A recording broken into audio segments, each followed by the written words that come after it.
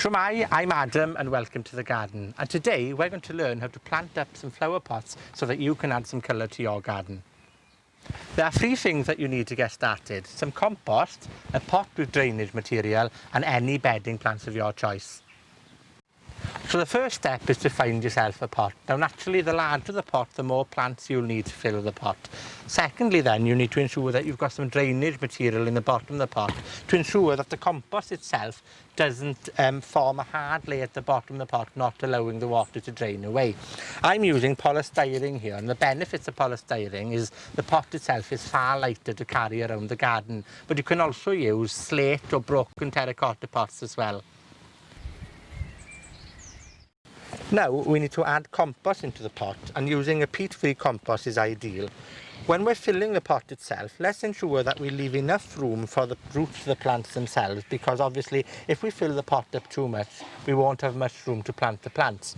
Also as well, a good tip is to remember to leave about an inch of a gap around the surface from the top to the soil, so that when we water the plants themselves, the water can trickle down through the pot rather than overflow over the edges.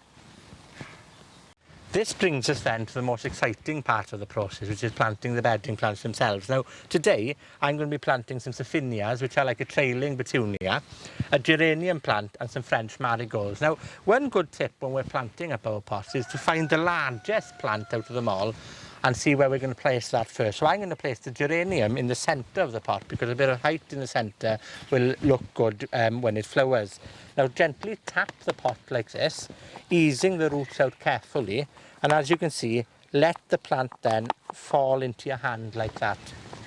With your other hand then, create a small well or hole in the middle of the pot and place the geranium down gently.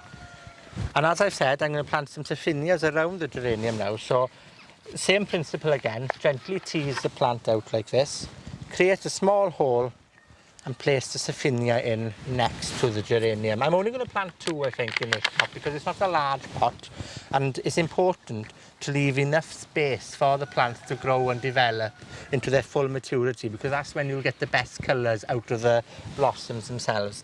I'm also going to add some French marigolds in between the Tyfu'rs just for a differing colour within the pot, and gently place them down like this. This then brings us on to our final step, which is to add the compost around the plant. Now you can use a trowel at this point, but I far rather get my hands into the compost itself and feel the soil between my fingers. Gently then spread the compost around the plants, trying not to damage any of the bottom leaves as you do so. And that's it then, it's as simple as that. You've planted up your first plant, ready to blossom during the summer months. This brings us to the last stage of it then, which is to give it a bit of water and to place it in the shade just for a few days, as for the roots themselves to settle within the compost and not to stress the plant out too much in the daytime sun.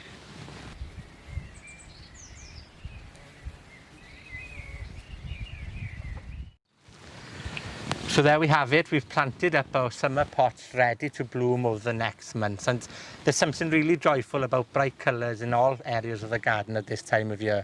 Why don't you try and plant a few pots around your garden as well? And if you have the opportunity, take a few pictures along your journey as well and send them to us. We really would like to see them. Tan y tro nesa, hwyl am y tro.